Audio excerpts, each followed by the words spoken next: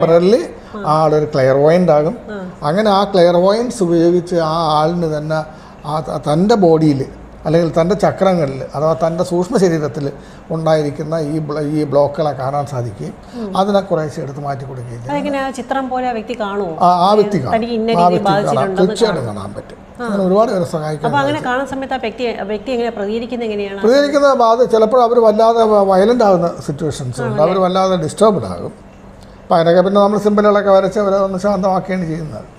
Highly emotional ആകും, കരയുക, ശബ്ദം ഉണ്ടാക്കുക, അങ്ങനെയുള്ള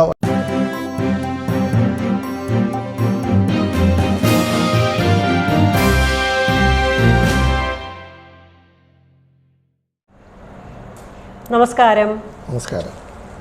അലക്സാഞ്ചന ബ്ലോഗ്സിലേക്ക് എല്ലാവർക്കും സ്വാഗതം. ഇന്ന് നമ്മോടൊപ്പം ഉള്ളത് സുനിൽ ചന്ദ്രൻ സാറാണ്. സാറിൻ്റെ സ്ഥലം ചിറയൻകീഴാണ്, കഴക്കൂട്ടത്താണ് സെൻ്ററൊക്കെ നടത്തി പോരുന്നത്. അപ്പം എല്ലാവർക്കും അറിയാം, റേക്കി മാസ്റ്റർ ടീച്ചറാണ്, പാസ്റ്റ് ലൈഫ് റിഗ്രഷൻ ചെയ്യുന്നുണ്ട്. അപ്പോൾ നമ്മൾ അതിൻ്റെ വീഡിയോസൊക്കെ നേരത്തെ എനിക്ക് തോന്നുന്നു ഒരു 3-4 കൊല്ലം മുമ്പെയാണ് ചെയ്തിരിക്കുന്നത്. ഒരുപാട് പേര് കണ്ട ഒരു വീഡിയോ ആണ്. അപ്പോൾ ഒത്തിരി പേര് പാസ്റ്റ് ലൈഫ് റിഗ്രഷൻ ചെയ്യണമെന്ന് പറഞ്ഞ് സാറിനെ സമീപിക്കുകയും ചെയ്തിരുന്നു.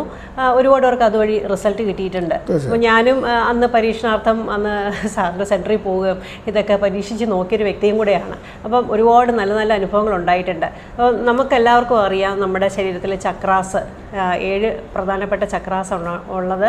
അപ്പം ചക്രാസ് ബാലൻസ് ചെയ്യുന്ന വഴി ഒരുപാട് അസുഖങ്ങൾ മാറിക്കിട്ടുക, അല്ലെങ്കിൽ ഒരുപാട് കാര്യങ്ങളിൽ മാറ്റം കൊണ്ടുവരിക ഒക്കെ സാധിച്ചിട്ടുണ്ട്. സാർ, ഈ റേക്കി ഹീലിംഗ് എന്ന് പറയുന്നത് സാറിൻ്റെ ജീവിതത്തിൽ ഒരുപാട് മാറ്റം കൊണ്ടുവന്നിട്ടുണ്ട്. അപ്പം ഒരുപാട് അനുഭവങ്ങളും സാറിനുണ്ട്. ഇപ്പോഴും നിലവിൽ ക്ലാസ് എടുത്ത് പോരുന്നു, ഒരുപാട് പേരെ ഹീൽ ചെയ്ത് പോരുന്നു. അപ്പം വർക്കലയിൽ ഒരുപാട് ക്ലയൻസ് സാറ് എനിക്കൊന്ന് വിദേശിയിൽ ഒരുപാട് പേര്. അപ്പം ഇത്രയും നാളത്തെ ആ ഒരു അനുഭവത്തിൽ സാറിന് ഏറ്റവും കൂടുതൽ തോന്നിയിട്ടുള്ളത് പൂർവ്വജന്മത്തിലെ കർമ്മങ്ങളാണോ നമ്മളെ ഇത്രയും ഈ ഒരു ജീവിതത്തിൽ നമുക്ക് മാറ്റങ്ങൾ കൊണ്ടുവന്നിട്ടുള്ളതും, അല്ലെങ്കിൽ ഇത്രയും അനുഭവിക്കാൻ ഇടയാക്കിയതും അത് തന്നെയാണോ? നമ്മളിന്ന് അനുഭവിക്കുന്ന സന്തോഷത്തിൻ്റെയും സന്താപത്തിൻ്റെയും റീസൺസ് കിടക്കുന്നത് നമ്മുടെ മുൻ ജന്മങ്ങളിലാണ്, ജന്മത്തിലല്ല, ജന്മങ്ങളിലാണ്. അനേകം ജന്മങ്ങളിലൂടെ കടന്നു വന്നതാണ്. ഇനിയും ജന്മങ്ങളുണ്ടാകാം, പൂർണ്ണമായും നമ്മുടെ കൺട്രോളിലല്ല. ഈ ചക്രാസ് നമ്മൾ ഹീൽ ചെയ്യുന്ന സമയത്ത് സാർ പറയുന്നത് ചക്രാസിന് ഓരോരോ നിറങ്ങളുണ്ടെന്ന് പറയുന്നുണ്ട്. അപ്പം ആ നിറങ്ങളുള്ള വ്യതിയാനമല്ലേ നമുക്ക് അവിടെ ഒരു പ്രശ്നം ഉണ്ടെന്ന് തിരിച്ചറിയുന്നത്? തീർച്ചയായിട്ടും. ഈ ചക്രങ്ങൾക്ക് അത് റെയിൻബോ കളേഴ്സാണ് ചക്രങ്ങൾക്കുള്ളത്. അതിന് ആ ചക്രങ്ങൾക്ക് ആ കളേഴ്സ് കൊടുത്തിട്ടുണ്ട്. ആ കളേഴ്സ് അവിടെ ഉണ്ടെന്നുണ്ടെങ്കിൽ അത് ശരിക്കും ഫങ്ഷൻ ചെയ്യുന്നുണ്ട്. എന്തെങ്കിലും ഒരു വേരിയേഷൻ വരുമ്പോഴത്തേക്ക് അതിൻ്റെ ആ ഫങ്ഷനെ ബാധിക്കുന്നുണ്ട്. അത് ആ പേഴ്സണാലിറ്റിയിലുണ്ടായിരിക്കും, അതിൻ്റെ ഫിസിക്കൽ ലെവലിലുണ്ടായിരിക്കും. അതിൻ്റെ പല കാര്യങ്ങൾ അതിൻ്റെ ഒരു ഇത് ഹോളിസ്റ്റിക് ആയതുകൊണ്ട് അയാളുടെ ആ മറ്റ് പല കാര്യങ്ങളെയും ഇത് ബാധിക്കുന്നുണ്ട്. എന്തൊക്കെ പ്രശ്നങ്ങൾ പറഞ്ഞാണ് കൂടുതലും ഇപ്പോഴും ക്ലയൻസ് വരാറുള്ളത്? ഇപ്പോഴത്തെ ഒരു ട്രെൻഡെന്ന് പറയുന്നത് പലരെയും പലയിടങ്ങളിൽ നിന്നും അവരിലേക്ക് നെഗറ്റീവ് എനർജി വരുന്നെന്നോ ആരോ ഒക്കെ എന്തൊക്കെയൊക്കെ ചെയ്യുന്നെന്നോ ഒക്കെ ഉള്ള ഒരു വിശ്വാസം. അങ്ങനെ വരുന്ന കുറേ കേസുകൾ ഈ അടുത്ത കാലത്തായിട്ട് അത് കൂടി വരുന്നു. അത് ഇവിടെയും ഉണ്ട്, വെളിയിലും ഉണ്ട്. അത് പ്രവാസികളുടെ ഇടയിലും ഇവിടെ മാത്രമല്ല, ഗൾഫ് മാത്രമല്ല, മറ്റ് സ്ഥലങ്ങളിലൊക്കെ മറ്റു രാജ്യങ്ങളിൽ നിന്നുള്ളവരിലൊക്കെ പറയുന്നുണ്ട് ഇങ്ങനെ ആരൊക്കെയോ എന്തൊക്കെയൊക്കെ ചെയ്യുന്നു.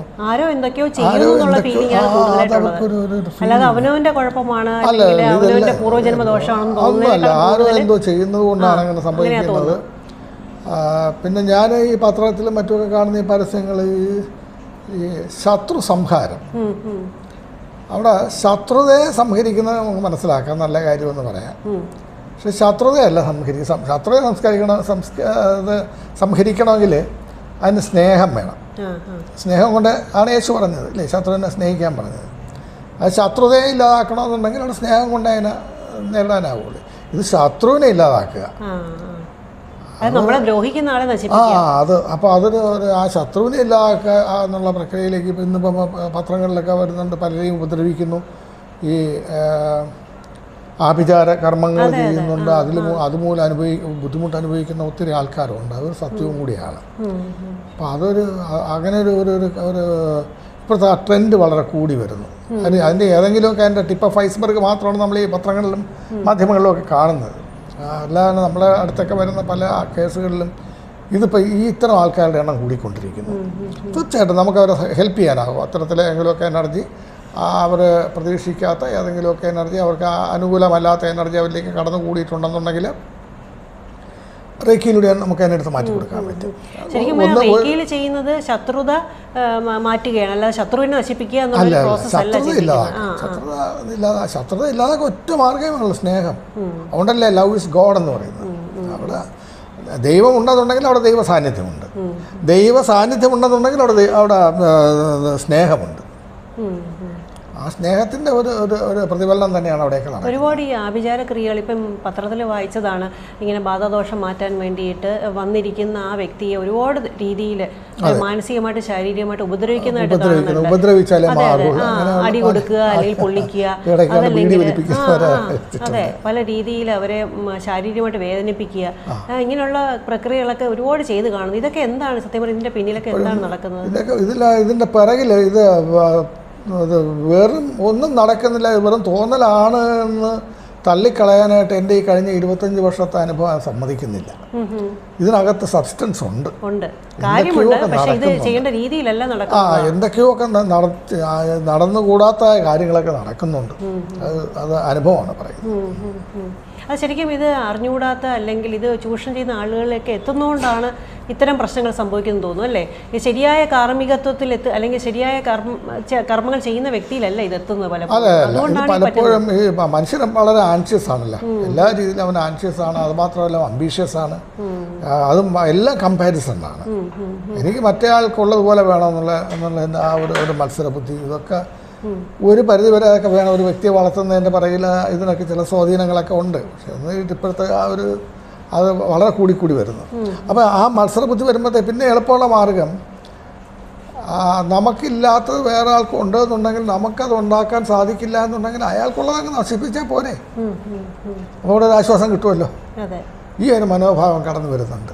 അസൂയ, പച്ചയായ അസൂയ, അതും ഒരു രോഗലക്ഷണമാണത്.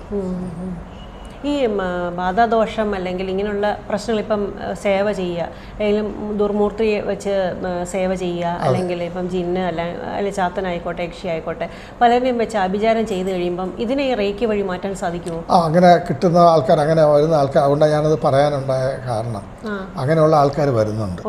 അങ്ങനെയുള്ള ആൾക്കാരോട് ഞങ്ങൾ അവരെ പലരെയും നമുക്ക് സഹായിക്കാൻ സാധിച്ചിട്ടുണ്ട്. അല്ല, ഇത് സ്കാൻ ചെയ്യുമല്ലോ ആദ്യം, പല രീതിയിലും സ്കാൻ ചെയ്യാം. നമ്മുടെ തന്നെ ക്ലെയർവോയൻസ്, അവരുടെ തന്നെ ക്ലെയർവോയൻസ് അതിന് വേണ്ടി ഞാൻ ചെയ്യുന്നത് അധികം അങ്ങനെയാണ്. ആ വ്യക്തിയുടെ തന്നെ ക്ലെയർവോയൻസ് ഉപയോഗപ്പെടുത്തിയിട്ടാണ് അത് ചെയ്യുന്നത്. അയാൾ തന്നെ ആജ്ഞാചക്രം ഓപ്പൺ ചെയ്തിട്ട് അയാൾക്ക് തന്നെ കാണിച്ചു കൊടുക്കുക എവിടെയാണ് ബ്ലോക്ക് കിടക്കുന്നതെന്ന്. ആ പ്രക്രിയ എന്ന് പറയുന്നത് ആദ്യം ക്രൗൺ ചക്രയ്ക്ക് എനർജി കൊടുക്കുക, അത് കഴിഞ്ഞിട്ട് ആജ്ഞാചക്രയ്ക്ക് എനർജി കൊടുക്കുക, അത് കഴിഞ്ഞതിന് ശേഷം ഇത് സൈക്കിക് സർജറിനൊരു സിമ്പലൊക്കെ ഉണ്ട്. ആ സിമ്പലിൻ്റെ സഹായത്താൽ ആ ഭാഗം ഓപ്പൺ ചെയ്യാം. ഓപ്പൺ ചെയ്ത് കഴിയുമ്പോഴത്തേക്ക് ടെമ്പററിലി ആളൊരു ക്ലെയർവോയൻ്റ് ആകും. അങ്ങനെ ആ ക്ലെയർവോയൻസ് ഉപയോഗിച്ച് ആ ആളിന് തന്നെ തൻ്റെ ബോഡിയിൽ അല്ലെങ്കിൽ തൻ്റെ ചക്രങ്ങളിൽ അഥവാ തൻ്റെ സൂക്ഷ്മ ശരീരത്തിൽ ഉണ്ടായിരിക്കുന്ന ഈ ബ്ലോക്കുകളെ കാണാൻ സാധിക്കുകയും അതിനെ കുറേശ്ശെ എടുത്ത് മാറ്റി കൊടുക്കുകയും ചെയ്യും. ആ വ്യക്തി തീർച്ചയായിട്ടും കാണാൻ പറ്റും. അങ്ങനെ ഒരുപാട് പേരെ സഹായിക്കാൻ.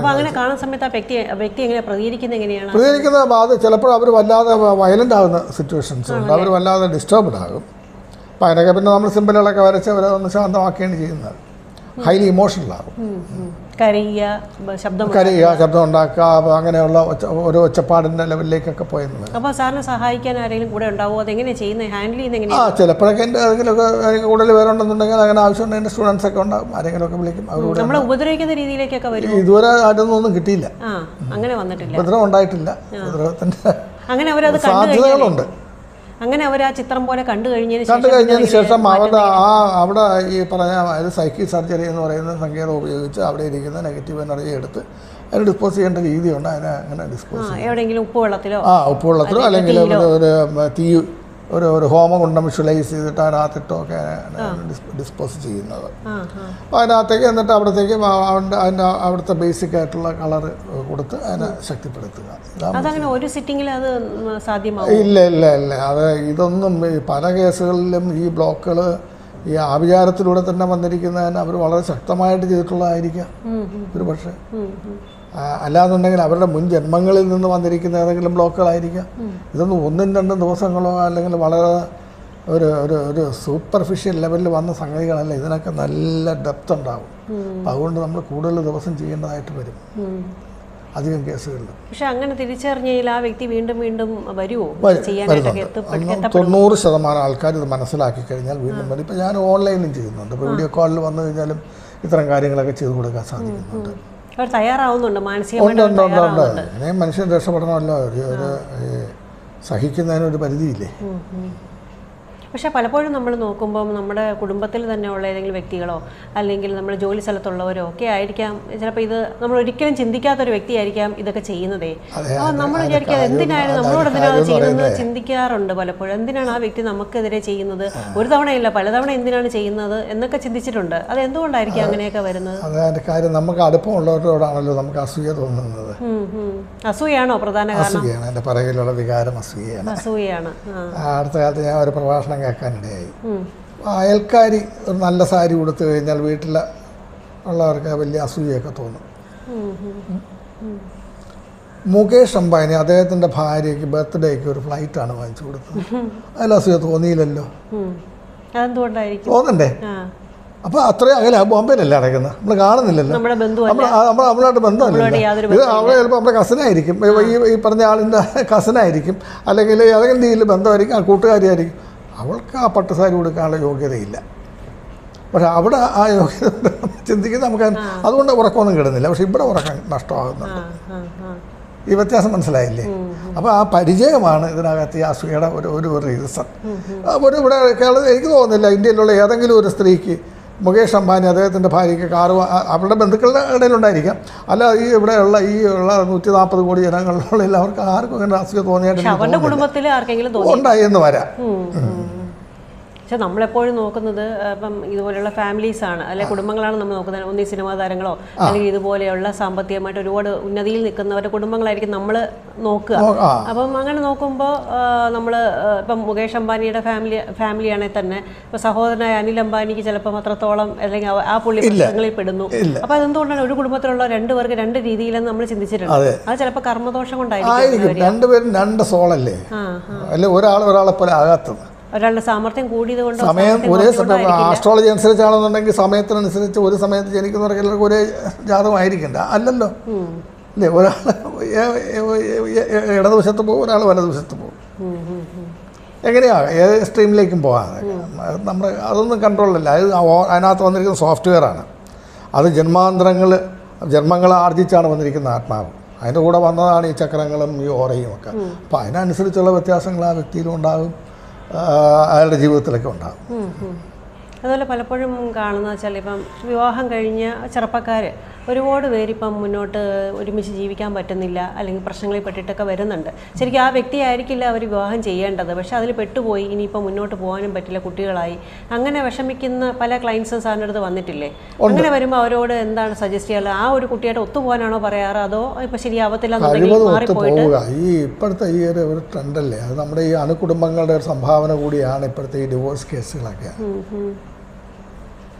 രാവിലെ അമ്മ പുട്ടുണ്ടാക്കി കഴിഞ്ഞാൽ അത് പുട്ട് വേണ്ട എന്ന് പറഞ്ഞു കഴിഞ്ഞാൽ ദോശ ഉണ്ടാക്കി കൊടുക്കാൻ അമ്മ തയ്യാറാകുന്നു, അല്ലെങ്കിൽ അമ്മ തയ്യാറായില്ലെങ്കിൽ അവിടെ മുത്തശ്ശി ഉണ്ടാകും അത് തയ്യാറാകും. അപ്പോൾ ഇങ്ങനെ അവർക്ക് വേണ്ടാത്തതിന് അവർക്ക് ആവശ്യമുള്ളതിൻ്റെ അവർക്ക് കൂടുതൽ ഓപ്ഷൻസ് ഉണ്ടാകുന്നുണ്ട് അവരുടെ ലൈഫിൽ.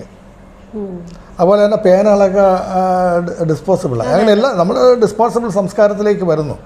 അപ്പോൾ ഫാമിലിയും ഡിസ്പോസ് ചെയ്യുന്നു എന്നുള്ള ഭീകരമായ അവസ്ഥയിലേക്ക് എത്തുന്നു. അത് തുടങ്ങുന്നത് അവിടെ നിന്നാണ്. എന്നുവെച്ചാൽ നമുക്ക് ഒരുപാട് വീഡിയോസ് അല്ലെങ്കിൽ ഒരുപാട് വ്യക്തികൾ ഇപ്പോൾ മോട്ടിവേഷണൽ ക്ലാസ്സസ് എടുക്കുന്ന ഒരുപാട് പേരുണ്ട്, ഒരുപാട് കൗൺസിലിംഗ് സെഷൻസ് നടക്കുന്നുണ്ട്, ഒരുപാട് കാര്യങ്ങൾ പുറത്തേക്ക് ഇപ്പം പണ്ടത്തെക്കാൾ കൂടുതൽ നമ്മളെ പലതരം രീതിയിൽ ഇൻഫ്ലുവൻസ് ചെയ്യാൻ പറ്റുന്ന കാര്യങ്ങൾ വരുന്നുണ്ട്. അപ്പം പലർക്കും കൺഫ്യൂസ്ഡ് ആവും, ഈ ആൾ പറയുന്നതാണോ സത്യം, അല്ലെങ്കിൽ ഈ കേൾക്കുന്നതാണോ സത്യം, അല്ലെങ്കിൽ എന്താണ് സത്യം, അല്ലെങ്കിൽ എന്താണ് ഞാൻ തീരുമാനിക്കേണ്ടതെന്നുള്ളൊരു സംശയം ഒരുപാട് പേർക്ക്. ചിലർ പറയും ഡിവോഴ്സ് ചെയ്തിട്ട് വേറൊരാളെ ആയിട്ട് മുന്നോട്ട് പോകുക, അല്ലെങ്കിൽ പറയും ഡിവോഴ്സ് ചെയ്ത് ഒറ്റയ്ക്ക് ജീവിക്കാമെന്ന് പറയും, അല്ലെങ്കിൽ പറയും ഈ ഉള്ള ആളുമായിട്ട് അഡ്ജസ്റ്റ് ചെയ്ത് പോകാമെന്ന് പറയും. ഒരുപാട് പേര് അതാണ് നല്ലത്, ഇതാണ് നല്ലത്, അത് ശരി, ഇത് തെറ്റ് എന്നിങ്ങനെ പറഞ്ഞ് ഒരുപാട് പേര് വരുന്നുണ്ട്. ഏതാണ് ശരി ഏതാണ് തെറ്റെന്ന് എങ്ങനെ തിരിച്ചറിയും? ഒരു തരത്തിലും യോജിക്കാൻ കഴിയാത്ത രണ്ടുപേരും ഒരുമിച്ച് ഒരു ജയിലിൽ കിടക്കുന്നതിനേക്കാളും നല്ലത്.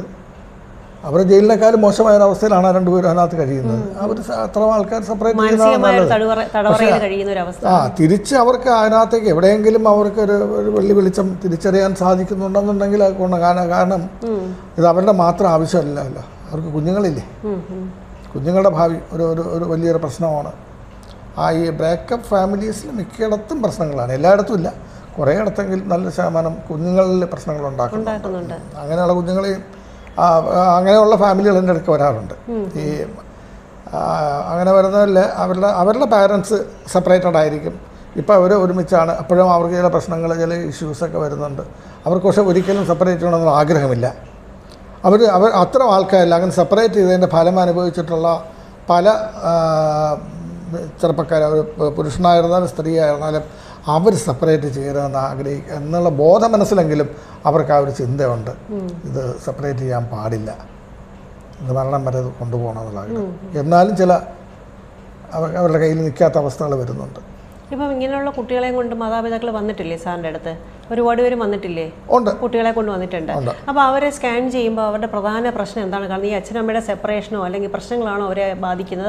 അത് വേറെ രീതിയിലുള്ള ഇമോഷണൽ ഇംബാലൻസ് ആണ്. അപ്പോൾ അവർക്ക് എന്താണ് സജസ്റ്റ് ചെയ്യുന്നത്? ഞാൻ ചെയ്യുന്നത് അവിടുത്തെ കുറേയേറെ കരയുന്നതാണ്, കരയാൻ അനുവദിക്കും. ആണോ? പിന്നെ ആ സമയം തന്നെ ഹാർട്ട് ചക്രയിൽ നിന്ന് നമുക്ക് ചക്ര ഉണ്ടല്ലോ, അനാഗത ചക്ര അല്ലെങ്കിൽ ഹാർട്ട് ചക്ര, അവിടെ നിന്ന് തന്നെ കുറേശ്ശെ അതിനെ റിമൂവ് ചെയ്ത് കൊടുക്കാം.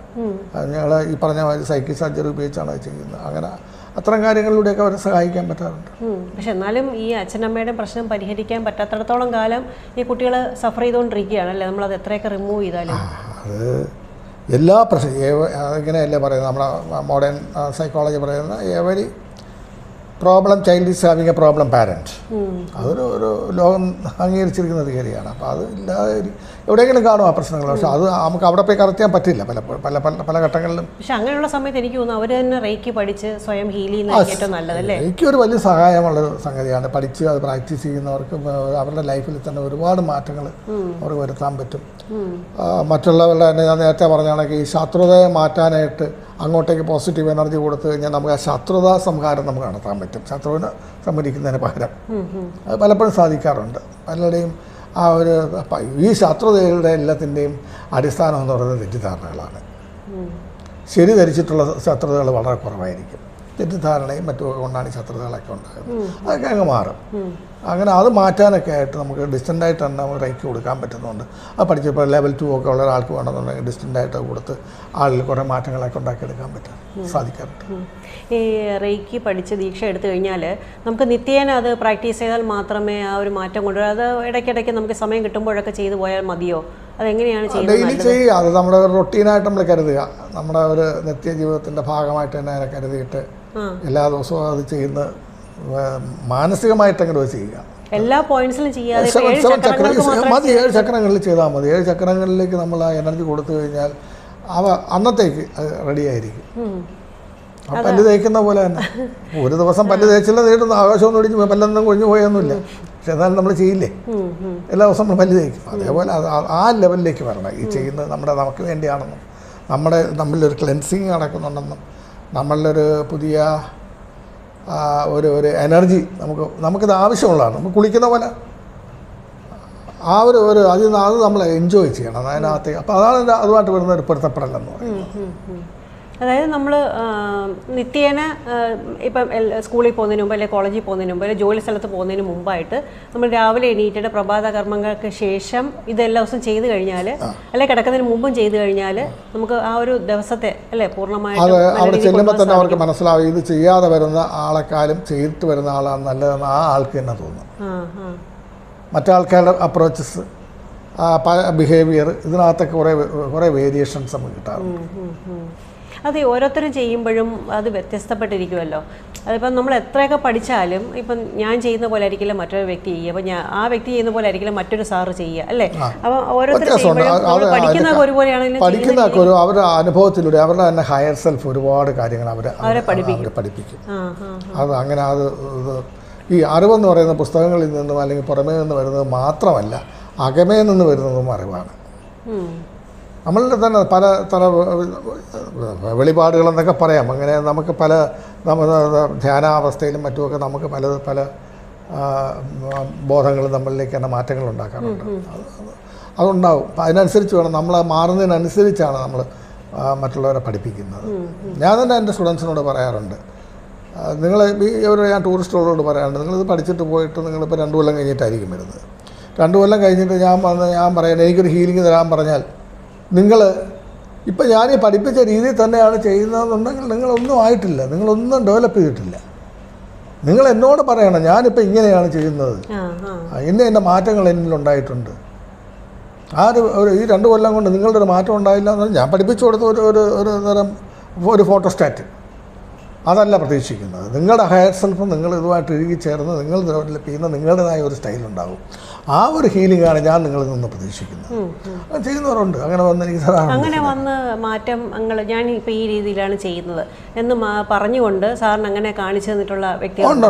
അപ്പോൾ എന്തൊക്കെയാണ് എനിക്ക് ഏറ്റവും കൂടുതൽ നല്ലതായിട്ട് തോന്നിയിട്ടുള്ളത് അലക്സാൻഡ്ര പെറ്റ്സ് എന്ന് പറയുന്ന ഓസ്ട്രിയയുടെ വിയന്നയിൽ റേക്കി സെൻറ്റർ നടത്തുന്ന ലേഡിയുണ്ട്.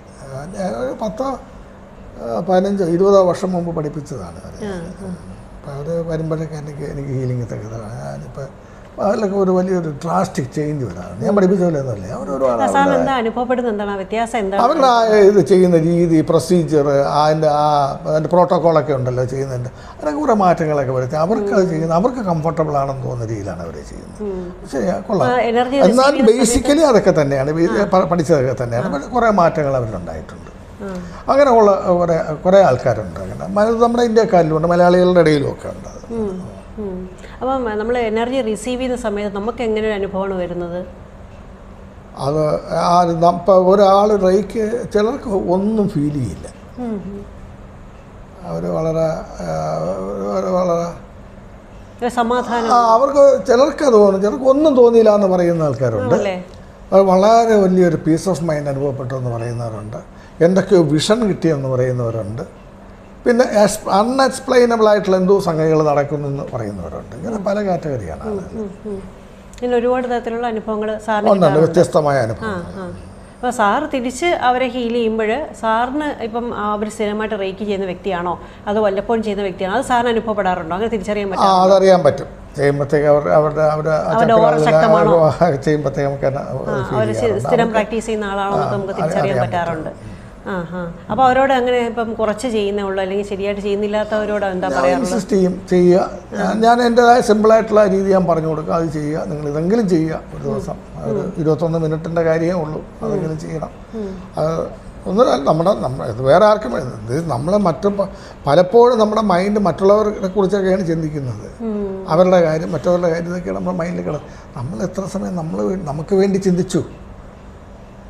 ആ ഒരു ചിന്തയല്ലേ നമ്മുടെ സെൽഫ് ലവ് എന്ന് പറയുന്നത്. അത് നമ്മുടെ ഈ സോഫ്റ്റ്വെയറിനെ ശക്തിപ്പെടുത്താനായിട്ട് അതിന് എനർജി കൊടുക്കുന്ന ഒരു 21 മിനിറ്റ് മാറ്റി വയ്ക്കുക. അപ്പോഴല്ലേ സെൽഫ് ലവ് കംപ്ലീറ്റ് ആവുന്നത്. നമ്മൾ സെൽഫ് ഹീൽ ചെയ്യുമ്പം നമ്മൾ പിന്നെ ഈവൻ നമ്മൾ കുടിക്കുന്ന വെള്ളമാണെങ്കിലും ആഹാരമാണെങ്കിലും പിന്നെ നമ്മൾ ഇരിക്കുന്ന സ്ഥലമാണെങ്കിലും ചെല്ലുന്ന സ്ഥലമാണെങ്കിലും നമ്മുടെ കൂടെ ഉള്ളവരെയും ഒക്കെ നമ്മൾ ആ ഒരു പ്രൊട്ടക്ഷൻ്റെ വലയത്തിൽ നിർത്തും. അതിനകത്തൊക്കെ നമുക്ക് റേസ് ചെയ്യാൻ പറ്റും. നമുക്ക് പ്രൊട്ടക്റ്റീവ് ഡിവൈസ് ഉണ്ട്. ഞാൻ പിരമിഡ്സാണ് ഉപയോഗിക്കുന്നത്. അത് ഉപയോഗിച്ച് നമുക്ക് നമ്മുടെ വീട് പ്രൊട്ടക്റ്റ് ചെയ്യാം, നമ്മുടെ പെറ്റ്സിനെ നമുക്ക് പ്രൊട്ടക്റ്റ് ചെയ്യാം, നമ്മുടെ കുടുംബാംഗങ്ങളെ പ്രൊട്ടക്റ്റ് ചെയ്യാം, നമ്മുടെ കാറിനെ വേണമെങ്കിൽ നമുക്ക് പ്രൊട്ടക്റ്റ് ചെയ്യാം. പിന്നെ ഏത് സംഗതി വേണമെങ്കിൽ നമുക്ക് ഉപയോഗിച്ച് പ്രൊട്ടക്റ്റ് ചെയ്യാൻ പറ്റും. ഇത് ഈ പ്രൊട്ടക്ഷൻ ഇടുന്ന സമയത്ത് ഇപ്പം നമ്മുടെ കൂടെയുള്ള ഒരു വ്യക്തിക്ക് ഒരു മാരകമായ അസുഖം ഉണ്ടെന്ന് കരുതുക. അപ്പോൾ അങ്ങനെ ഉണ്ടെങ്കിൽ നമ്മൾ സ്ഥിരമായിട്ട് ആ വ്യക്തിയെ ഹീൽ ചെയ്യുകയും ഒക്കെ ചെയ്യുകയാണെങ്കിൽ ആ അസുഖം നമ്മളെ എപ്പോഴെങ്കിലും ബാധിക്കില്ല. ബാധിക്കാതിരിക്കാനുള്ള കാരണം, ഒന്ന്, ഞാൻ ഗുരുപരമ്പരയിൽപ്പെട്ട ആളാണ്. ഞാൻ ഡോക്ടർ മിക്കാവൂസിയിൽ തുടങ്ങി എൻ്റെ ഗുരു ഡോക്ടർ ആൻസൺ വർഗീസ്, അദ്ദേഹം 11ാമത്തെ ആൾ. അദ്ദേഹത്തിൽ നിന്ന് പഠിച്ച ഞാൻ 12ാമത്തെ ആളാണ്. അപ്പോൾ ഈ 11 പേരുടെ ഒരു പ്രൊട്ടക്ഷൻ, അതിൽ പലരൊന്നും ജീവിച്ചിരിപ്പില്ല എങ്കിൽ തന്നെയും എനിക്കിന്ന് ലഭിക്കുന്നുണ്ട്. സോൾ എറ്റേണൽ, ഈ ഏഞ്ചൽസിൻ്റെ പ്രൊട്ടക്ഷൻ, ഗാഡ്സ്, ഗേറ്റ്സ്, ഇങ്ങനെ ഒത്തിരി സംഗതികളുണ്ടല്ലോ. ഇവരുടെയൊക്കെ ഒരു പ്രൊട്ടക്ഷനുണ്ട്. അത് ഒരു പ്രൊട്ടക്ഷൻ. രണ്ടാമത്തത്, ഈ പിരമിഡ് ഉപയോഗിച്ച് ആ പിരമിഡിൻ്റെ രീതിയിലുള്ള ഒരു പ്രൊട്ടക്ഷൻ ഇല്ലാതെ ഞാൻ ആരെയും ഹീൽ ചെയ്യില്ല. നമ്മളെ ആദ്യം പ്രൊട്ടക്റ്റ് ചെയ്യും. ആദ്യം എന്നെ പ്രൊട്ടക്റ്റ് ചെയ്യും. അത് ഇട്ടിട്ട് ഇപ്പോൾ ഞാൻ ആരായിരുന്നാലും, എൻ്റെ മകളായാലും എൻ്റെ വൈഫായാലും, പാരൻസ് ജീവിച്ചിരുമ്പോൾ പാരൻസ് ഉണ്ടായിരുന്നെങ്കിൽ അവരെ പോലും ഞാൻ അതില്ല, ഞാൻ ഹീൽ ചെയ്യില്ല. ഇത് ഞാൻ വളരെ സ്ട്രിക്റ്റായിട്ട് ഇൻസിസ്റ്റ് ചെയ്യാറുണ്ട്. അതിൽ ആർക്കും എക്സംഷൻ ഇല്ല. കാരണം ഈ ജന്മത്തിലല്ലേ ഈ മകളെ നമുക്കറിയില്ലല്ലോ ഇവിടെ നിന്നൊക്കെ ഇങ്ങനെയൊക്കെ എന്തൊക്കെ ഉണ്ടാവാമെന്ന് നമുക്കറിയില്ല. അതുകൊണ്ട് ഞാൻ ആ ഹീൽ ചെയ്യുന്ന അവിടെ ബോഡിയിലേക്കല്ല അത് പോകുന്നത്. ബോഡിയേക്കാളും പ്രധാനം അവിടെ സോളിലേക്കാണ് പോകുന്നത്. അപ്പോൾ അവിടെയാണ് മാറ്റങ്ങൾ ഉണ്ടാക്കുന്നത്.